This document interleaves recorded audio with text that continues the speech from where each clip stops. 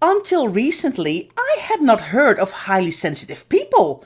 And when I found out that my good friend and fellow professional organizer Clare Kumar knows a lot about this topic and what it means for someone to be an HSP, it was an easy decision to invite her to the podcast. So let's find out more about highly sensitive people in this podcast.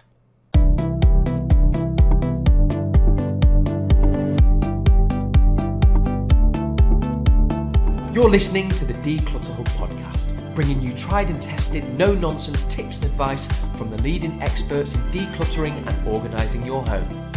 Now here's your host, Ingrid Jansen.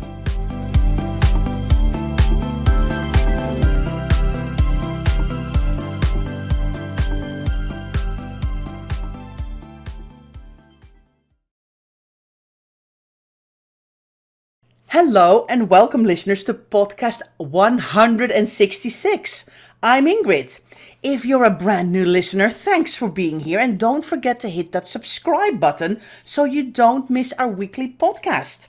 If you've been listening for a while, thanks so much for being here. We appreciate you so much. We love it that you're listening to us every week. Now, today I'm talking to Clare Kumar. She is a productivity catalyst and certified executive coach.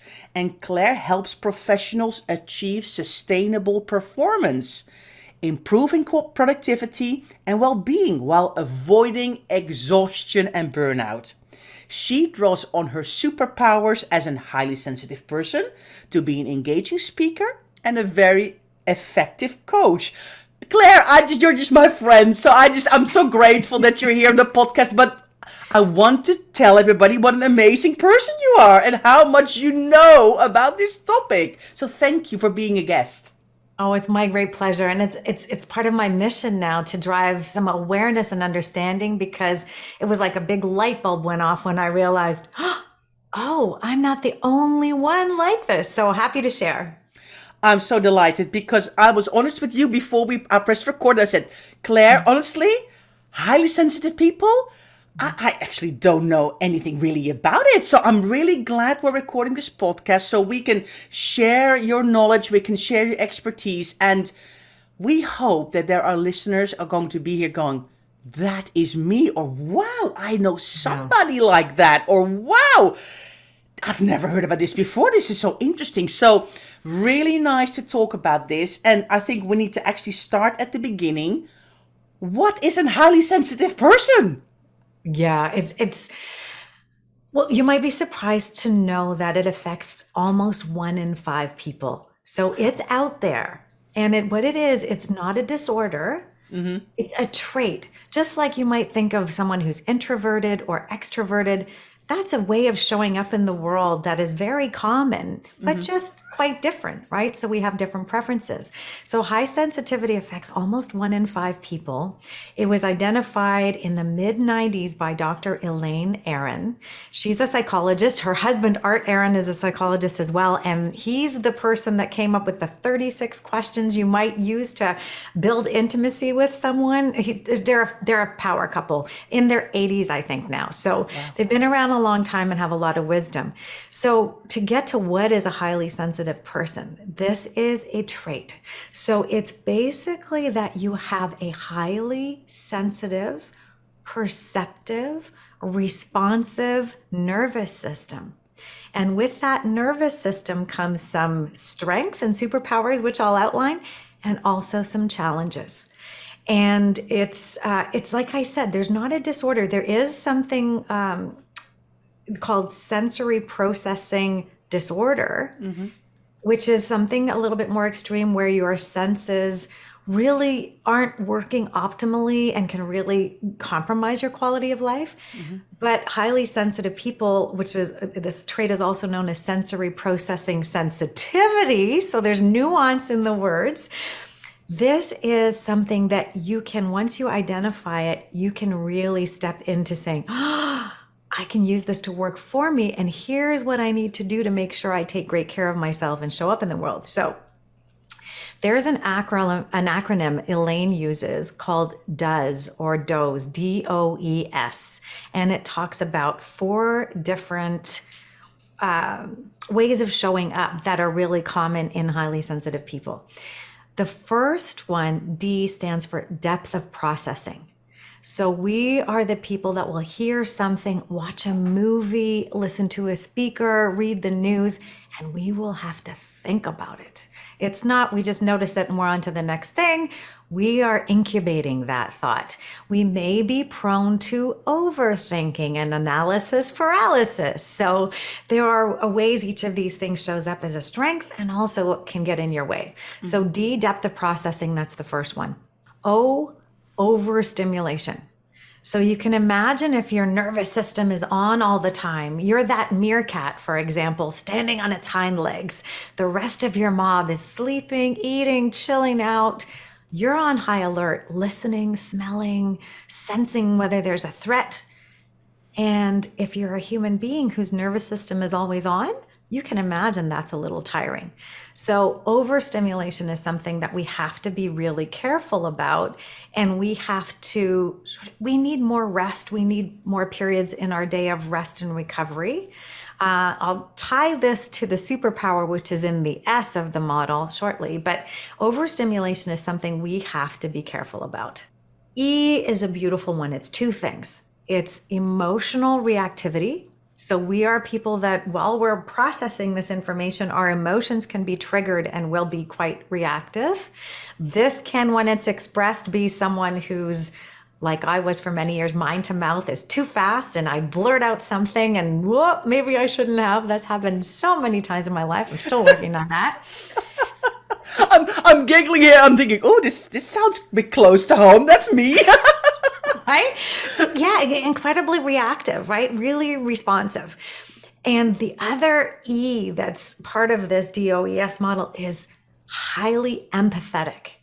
So we are, and this is what makes us wonderful as coaches or caregivers or service providers, is that we are highly sensitive to somebody else's experience.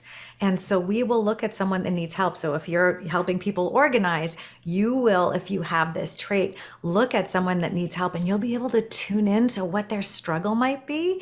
You might be able to quickly pick up on what in the environment is impeding their success. So the lid on the laundry hamper, for example, might be just in the way, and you might notice that more quickly. So high empathy is really important. And then the S is sensitivity to subtle stimulation. So yes, we're on high alert, but we'll notice the little things. I call them often little big things, #little big things, because it's sometimes something small and it'll have a really profound impact. It'll be some little speed bump or internal resistance why somebody's not doing something. And if we can hone in on what that is, boy, we can unlock incredible potential. And so that's part of why, stepping into coaching is so profound for me. I can use these strengths as a highly sensitive person and channel them to be something that really serves other people. Wow. Okay. That was a mouthful. That was super mouthful. So, No. Absolutely brilliant, because I'm suddenly thinking, I do recognize some of these things. So, this is going to be an interesting podcast. Maybe I'm being held a mirror up in front of myself. I'm not sure yet. We'll see. So you say we as a highly sensitive person. So can I then conclude you are a highly sensitive person yourself? And of course, how did you work that out? I find that very interesting. How did you kind of suddenly thought, wow, this could be me? Did you come across some reading or something, or what happened? Exactly. This is about 6-7 years ago now. I mean, I was always aware that I had challenges with overstimulation, exhaustion, having to, drop my kids at a daycare 20 minutes in one direction, then get back to my house, walk to the subway, go underground for an hour, get to my desk. I was done by the time I got to work. Never mind getting through my day. I was exhausted already. And so I always knew that I was hypersensitive to things. I mean, one example is my book club chose a book. The book had great reviews, but when I went to buy it, the paper it was printed on was so rough. I'm like, there's no way I can read 500 pages of rough book.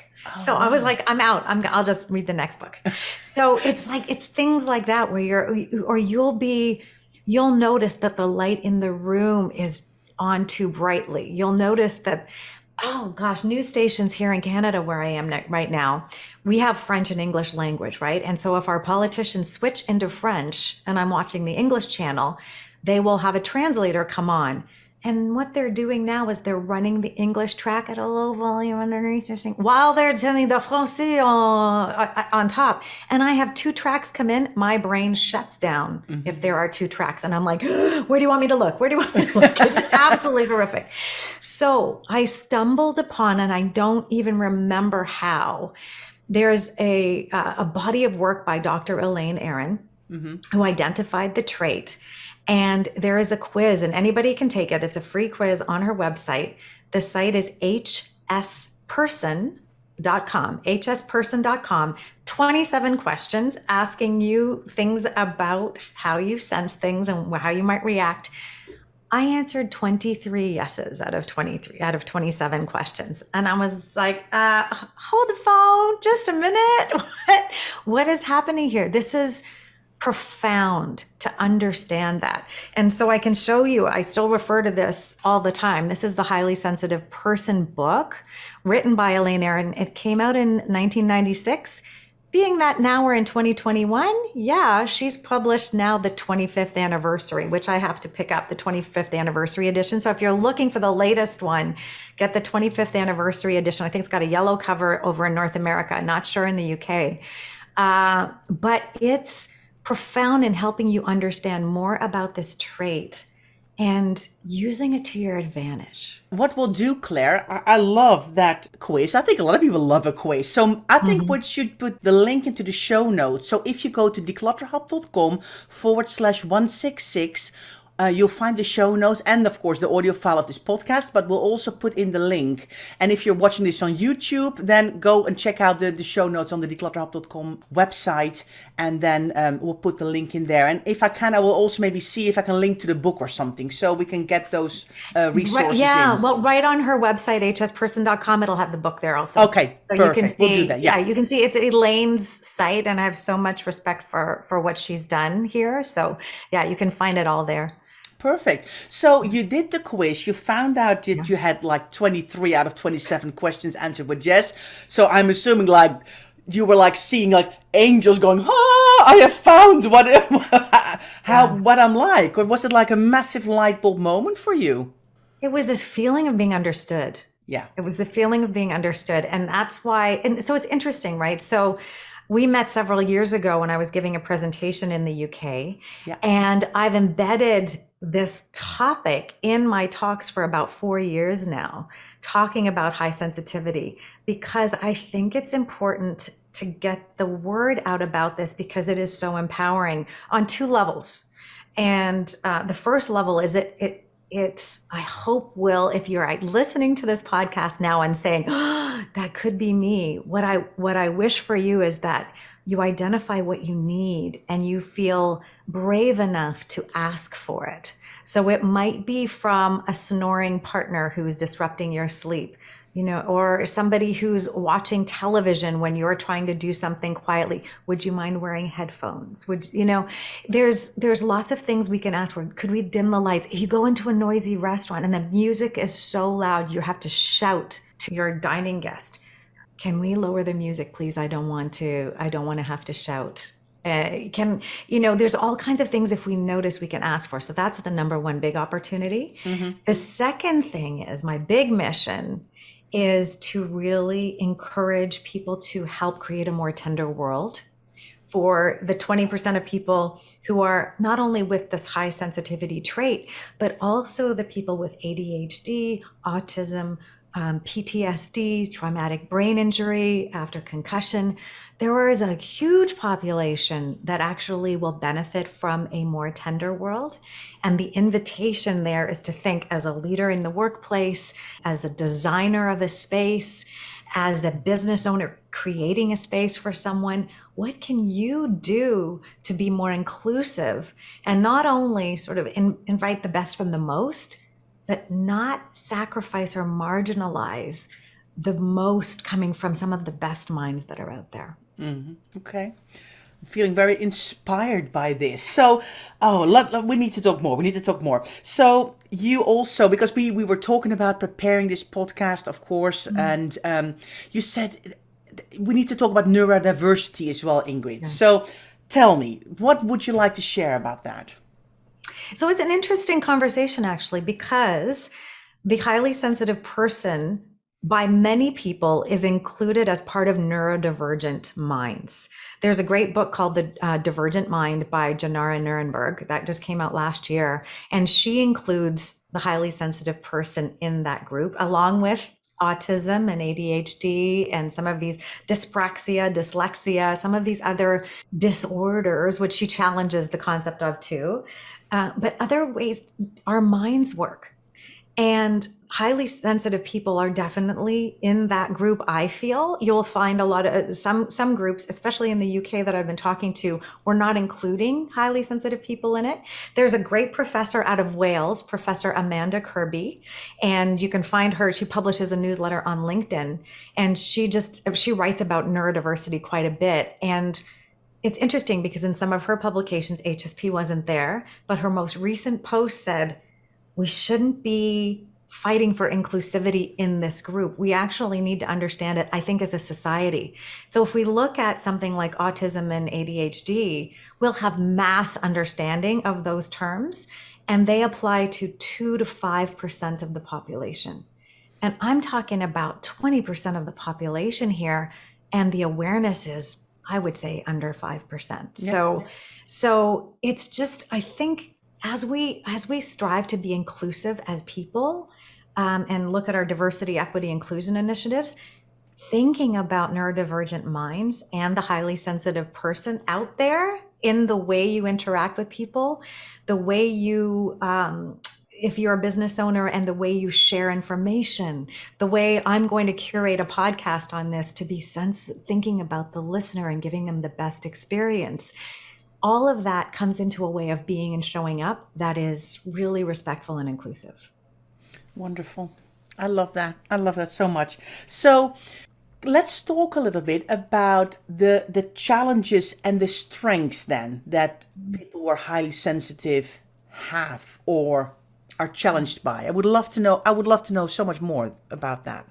We just think back to that DOES model, and some of the definite strengths were that depth of processing is that we're not necessarily, although sometimes with the mind mouth being too fast, the first thing that comes to mind comes out the mouth. But this depth of thinking, if we can be more patient as a culture, we can invite these thinkers in, and we can get really rich, diverse, more thought out contributions from this population, right? So that thinking, if we're patient for it in a meeting, if we allow for some time, not to just have it's not Family Feud and the first one to hit the buzzer and give the answer is the one, it's the one who's maybe been pondering. You all get 30 seconds and we're going to see what comes up, richer stuff. Our ability to notice is that superpower. And I think empathy, especially I've been giving leadership workshops for the past year and a half. And the way a leader is required to be effective right now, it requires empathy. Yeah. And we've traditionally not had caring and caregiving and nurturing as part of a leadership role. But boy, highly sensitive people are really well equipped to be standout team leaders and just inspiring connectors, because we can build that rapport and connection very deeply and richly. Mm-hmm. Yeah. I think that is definitely the truth. I think being a leader of a company, if you're a small business owner or a large company, the challenges are completely different than they were 10, 15, 20 years ago. And of course, now with people working from home, it's completely changed all around again, because now people have to make sure that and all these hybrid working models that are now starting to exist. It's a lot to take in. And a lot of people to take into consideration. You can't just have the one model that fits everybody. Yeah, and it's an interesting point. I mean, I was mentioning the challenges before I had around the regular construct of work and having to commute in and then being in maybe even a dark office in the day. I couldn't do it. I ended up opting out of the corporate world. It was either, I think there's a choice. I put it on my Instagram last week. Is this really a fair choice? Opt out or burnout? And that's really what's on the table for a lot of people. And luckily, anybody who's highly sensitive will recognize the autonomy that comes from working from home, the flexibility that's inherently there. Boy, we can thrive and continue to sustain our energy. I mean, in my intro, you said I cultivate sustainable performance. That's my big raison d'être, because if we can continue to give as people, we can continue to be fulfilled. Yeah. And I believe every one of us deserves a fulfilling life. So this is part of this whole thing. It's like how many people can be standing in their gifts to give those to the world and not burn out in the process. And so I feel sometimes like I'm on a big one woman mission, but I know this whole, experience we've been in has really awoken people to the richness of life, that they're like, I want time with my kids. I don't want to be working till all hours of the evening. I want a rich life with all the things in it. And I can have that now. I've tasted it and I'm going to hang on to that. So yeah, there's lots of opportunity. Okay, let's go for a quick break and we'll see you soon.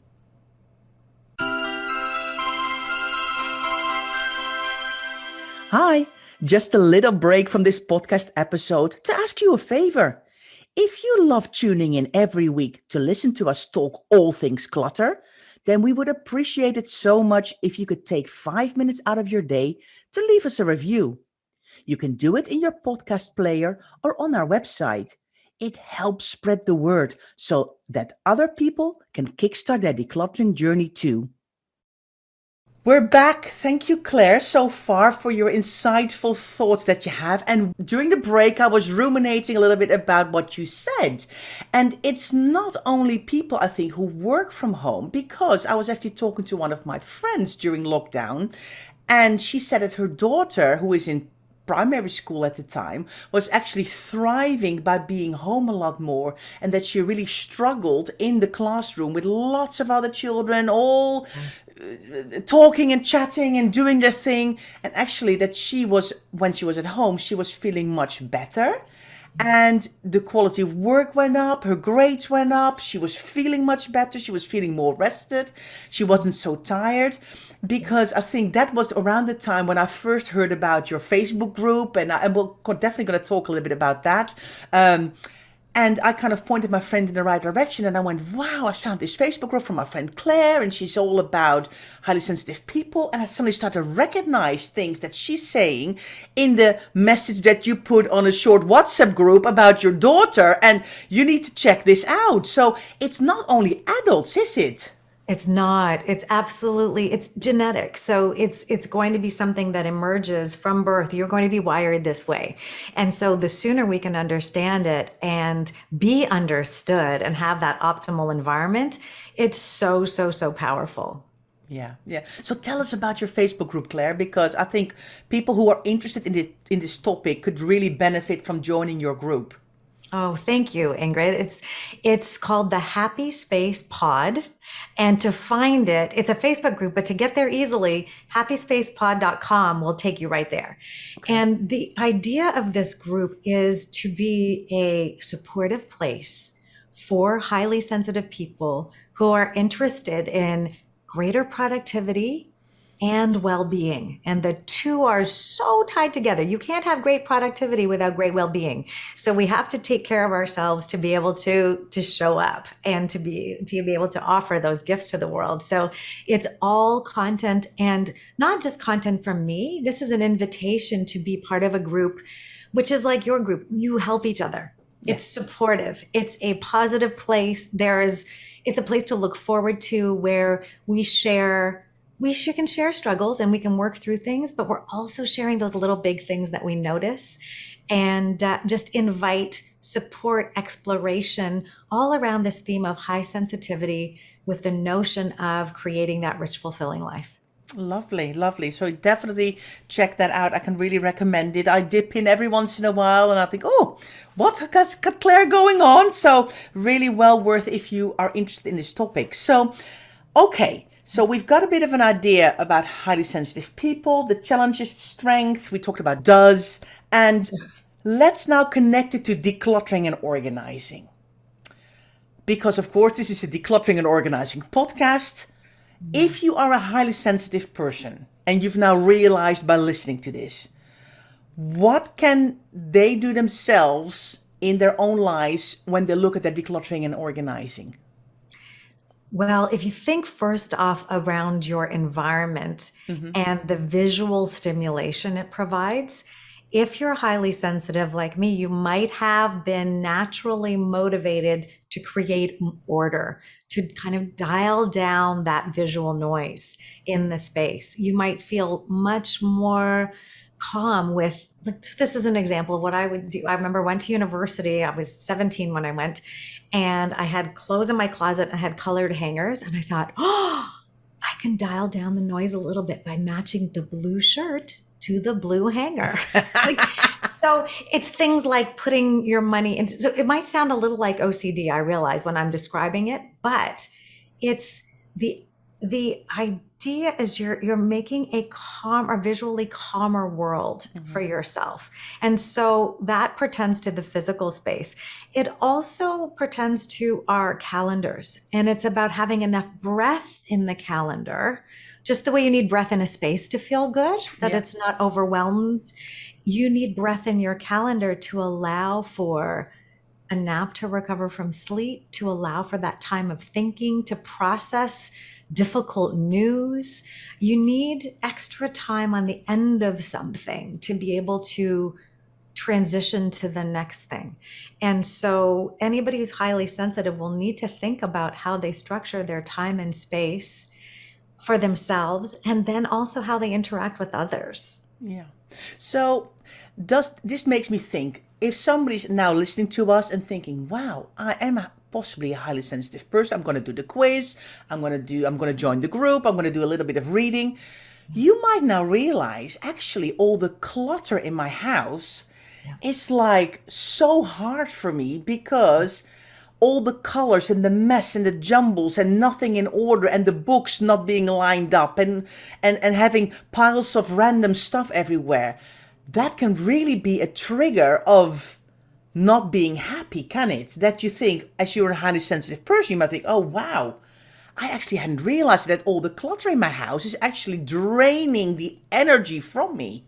Yeah, because all of those things are having conversations with you, right? They're like, you haven't done me yet. Aren't you going to pick up the knitting project from 18 years ago? I finally gave my knitting needles away. It's like, what? So we can really benefit from connecting to the value that it gives us and making time daily. Like my restore order time is the morning. I mean, I take care of my cats, I water my plants, I do a little bit of movement, and even then when I'm restoring order, I incorporate movement into restoring order as sort of a body loving thing to do, and prioritize it because I know myself, I need good light and I need my best energy to be able to organize. It's not something you bring your leftover energy to and think you're going to do a great job. That's a stash and dash approach, and that generally causes further decisions later. So if you realize you'll benefit from it, think about when in your day you can bring your best energy to creating. It's like paying yourself forward to create the space that you'll be able to then thrive in and have this really powerful day. We should probably talk just a little bit about, what if everybody in your house isn't highly sensitive and doesn't understand this? Okay, yeah, please. Right? Yeah. So I've number of couples that I worked with who would be, actually, it's interesting that in one case, the husband was ordered and meticulous, and the wife was like, I don't know how to give this to him. And he's such a wonderful provider for us. I need to learn how to make the home somewhere he can come and relax. And I thought it was the most beautiful thing, because it's out of that spirit of generosity and wanting to create an environment in which each family member thrives, that I really encourage the people who might not be highly sensitive to try and understand the experience of those who are sensitive. And the one trick that really has been useful is to think about, ask the person who's not bothered by the clutter to think of the music genre they really like the least. Right? So there's usually, it could be opera, it could be rap, it could be country, whatever is like don't put that on. I don't respond to that music. Imagine that music is on a boombox on your shoulder, cranked, right? That's the effect of clutter on someone who's sensitive. It's like, I can't dial it down. I can't dial it down. I need to turn it down. And the only way to turn it down is to restore some order, to put things behind closed doors, to create some construct of dialing that down. And that analogy has been really powerful, because I will suggest that in any shared space, we ought to be designing for the most sensitive users of that space. Okay. That's a real profound thing to get everybody to buy into. Yeah. Share your individual space, go to town, make it yours, have it as much abundance and things around that you want, because our preferences are very personal of the environment in which we thrive. Mm-hmm. But if you have a shared space, this is why kindergarten classrooms work. Everything has a place. It's well labeled. It's designed to work for the whole class.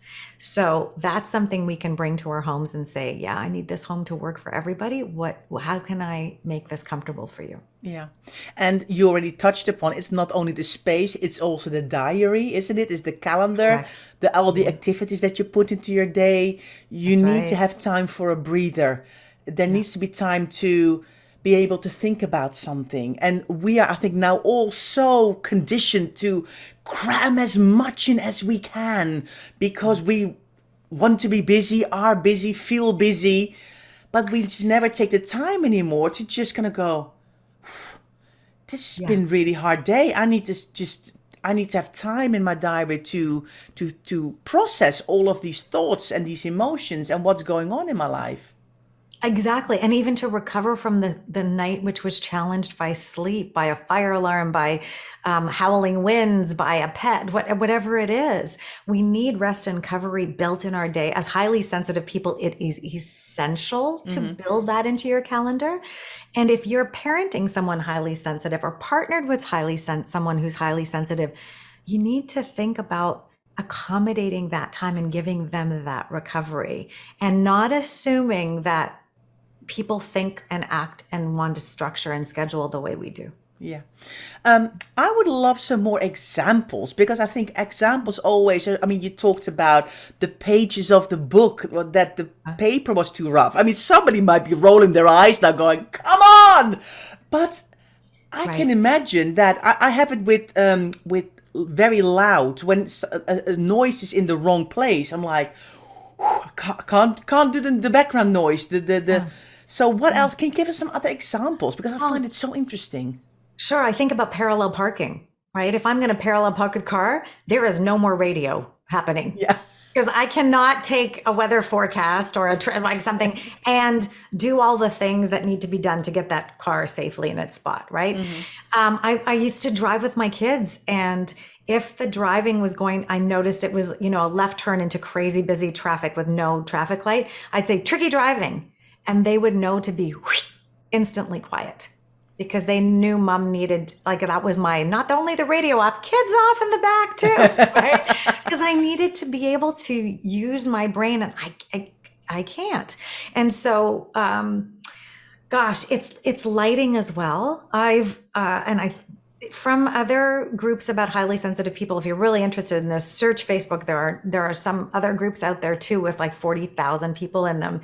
And so I've had a richer understanding of not only my experience, but I know, for example, lighting is really something to pay attention to. So the color temperature of light should kind of match what's happening in the day outside of you or in your environment. So if you think of lights, they can be often a cold white or a really warm yellow.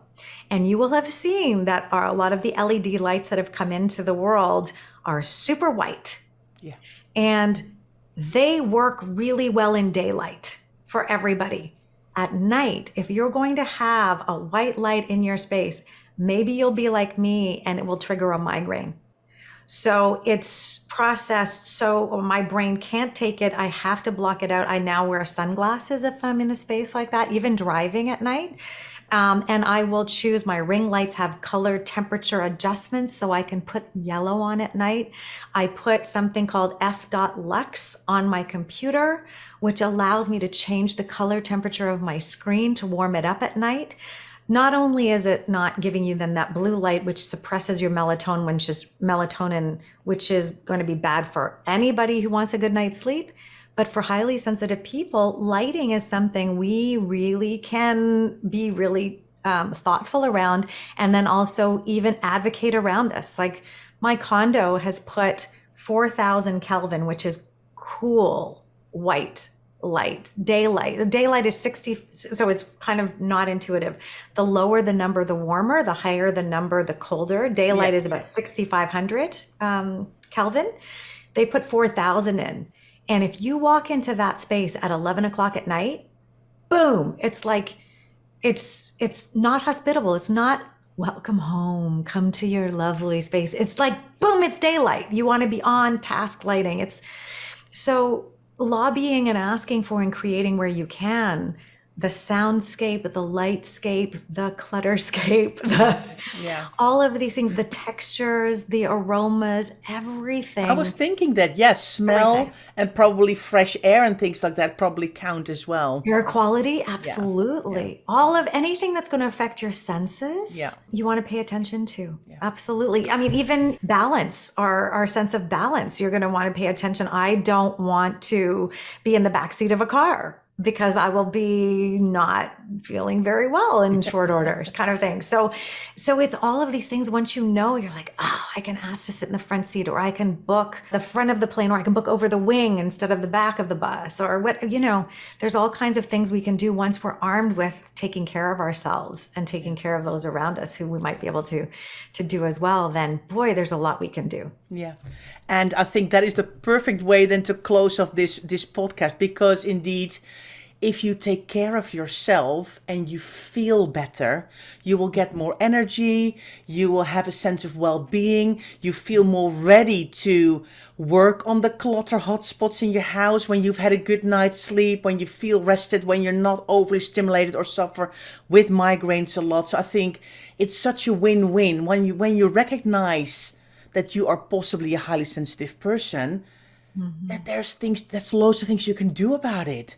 So, any other closing thoughts from you, Clare? It's those two pieces really. This empowerment to ask for what you need. Yeah. Because there are barriers in place and we need to ask.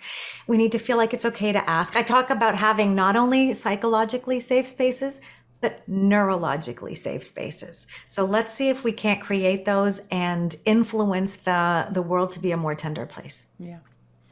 Well, I think that is a fantastic quote. Let's work on a more tender world. That's all we can wish for. Thank you, Clare, for being a guest on our podcast. Oh, I've been looking forward to it for weeks. It's always wonderful to see you. And thanks for letting me share this message, which I feel is really important. Yeah, well, I completely agree with you. So I'm glad you're on the barricades fighting this noble cause, because I think so many people benefit from this. And listeners, have you had some really wonderful light bulbs yourself? Or are you thinking to yourself, wow, maybe my child or my family member or my friend or my partner is somebody who could possibly be a highly sensitive person? I had never looked at it from their point of view. And if this podcast has helped you to have that insight, I think Clare and I have done our job here today. So thank you so much for listening. Thank you again, Clare. And we'll see you next week.